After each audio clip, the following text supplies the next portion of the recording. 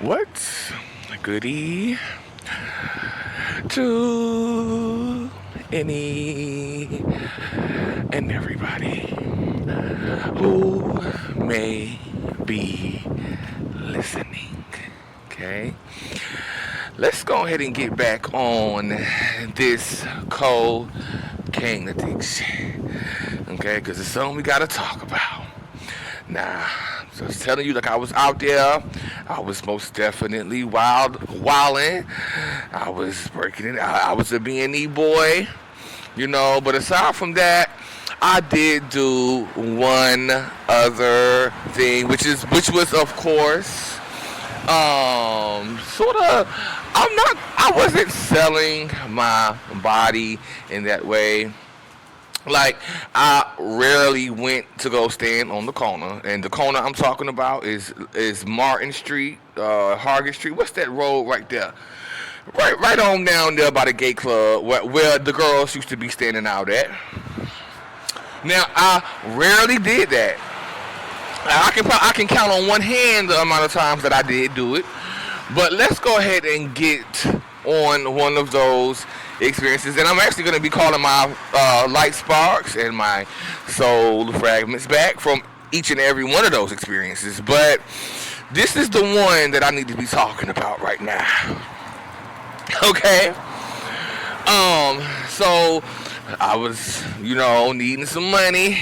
I had a monstrous habit. I was trying to support my habit and things of this nature. So I came up with the idea I was finna go stand up out on the block. This was at a time I did not want to go and be, breaking into folks' shit and taking their shit. That was always so. I was like, well, I would rather do this. And make me a couple dollars on the corner. So I went out there and stood on that corner. But the whole time I was full of anxiety and nervousness. Shit like that I couldn't do. Staying on the corner like that, I just couldn't do it. It feels too weird for me. Okay. Although I have been in the profession, but in a much more subtle way, by way of these motherfucking sugar daddies. But anyway, this was one of the times that I went to go stand on the corner. I was fiending. I needed me some motherfucking Thrax, or we called it paint. We called it Thrax, cocaine, whatever, because it smelled like paint. But I needed some. I needed a bump, and I needed to feel that drain coming on down my motherfucking palate. I needed to feel that drain coming down. I needed to feel the sensation of a cigarette as I inhaled it while that drain was in there. That's what I needed. So I went on out there and I stood on the corner. And it's a street right there. Between Martin Street and Hargett Street, down there by the gay club, down there by Legends, the gay club in Raleigh, North Carolina. Okay. So, one trick, two trick, three trick. I only got one trick that day. But look, the trick that I got, it was a surprising trick that I got on that day. This was a trick that is well known in Raleigh. This is a trick that is disgusting. We're going to talk about him. Now, his name is Poo Poo.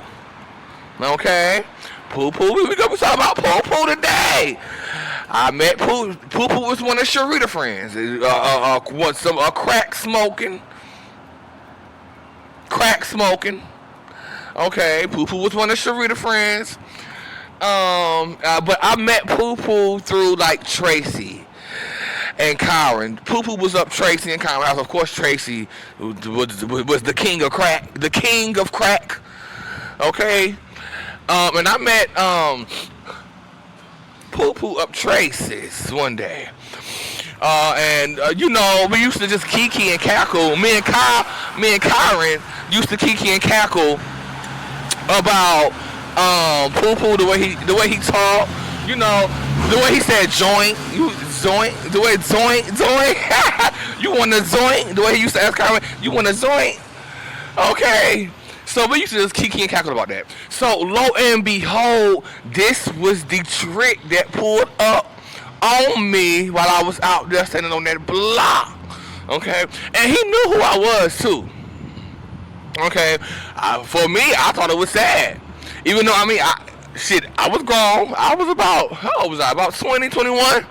I was grown, but still, I'm the son of one of your friends that you, I guess y'all grew up together. I don't know, shit. So that means you was just waiting for an opportunity to pounce. Anyway, now let's talk about that night. Now that was a wild night, bitch. And since we are talking about the promiscuous years, I guess I'm gonna name this that too.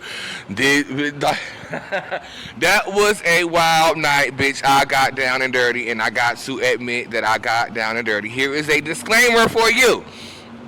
Okay, so first of all, this individual gave me a big old. I had a big old bag, more than a gram. Now the powder he gave me, it was more than a gram. It was more than a gram. It was probably about 2 grams up in that motherfucking like an envelope full of powder, honey. And you know, right away, as soon as I took that bump, bitch, the gag. This is the thing. This is the thing, though. So we went around with somebody else.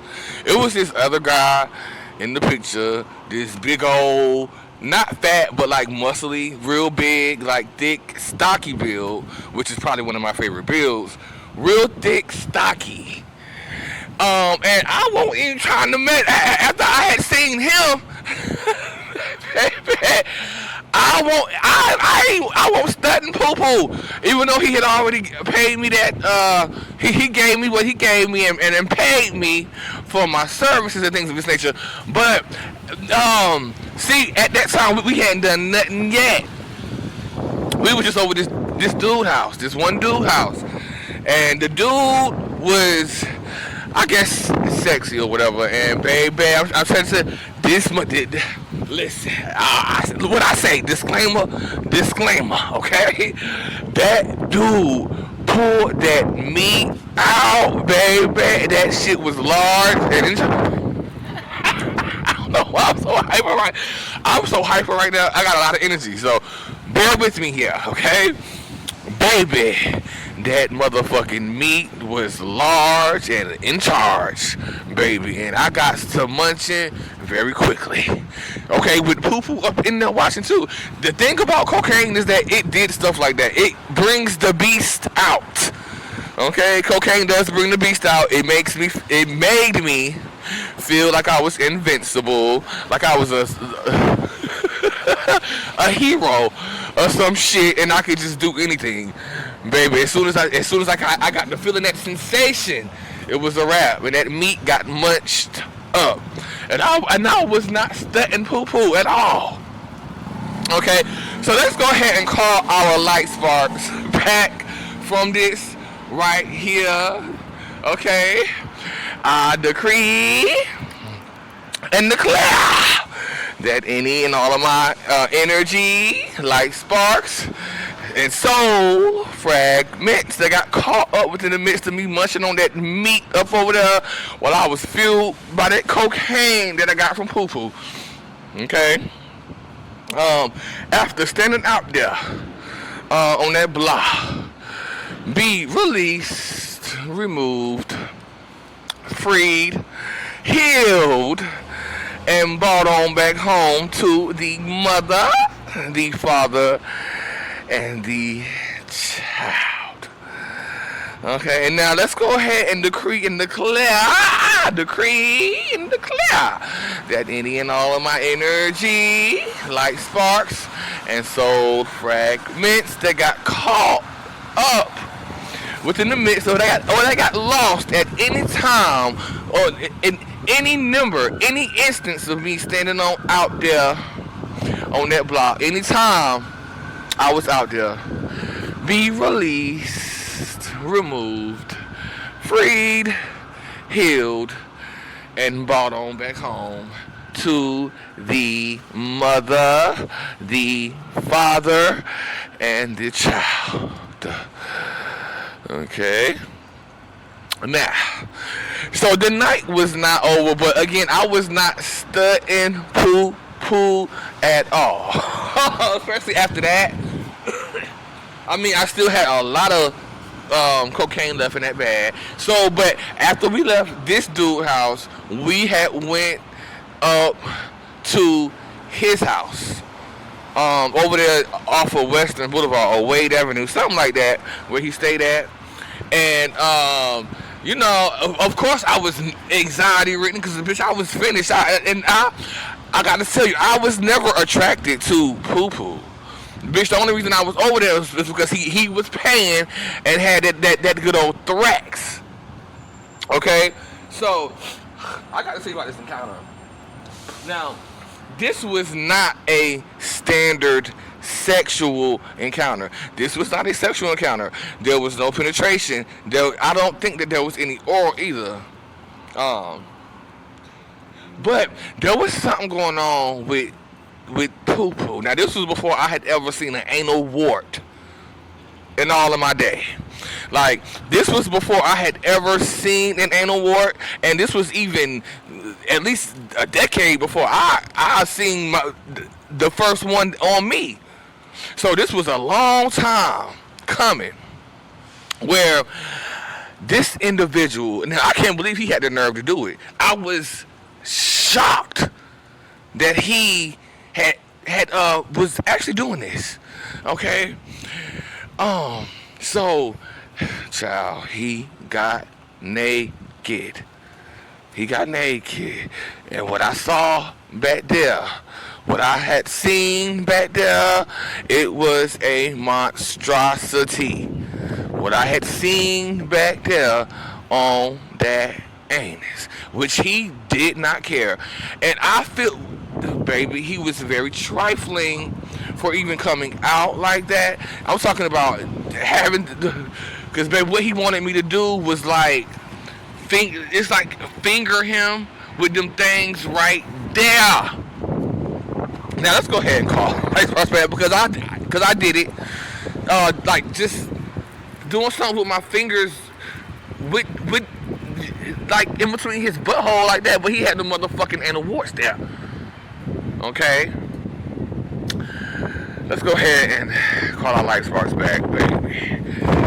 I decree and declare that any and all of my energy, light sparks, and soul fragments that got caught up within poo-poo, or they got lost, or they got fearful and left me at that in the midst of poo-poo and that anus of his, that warty anus.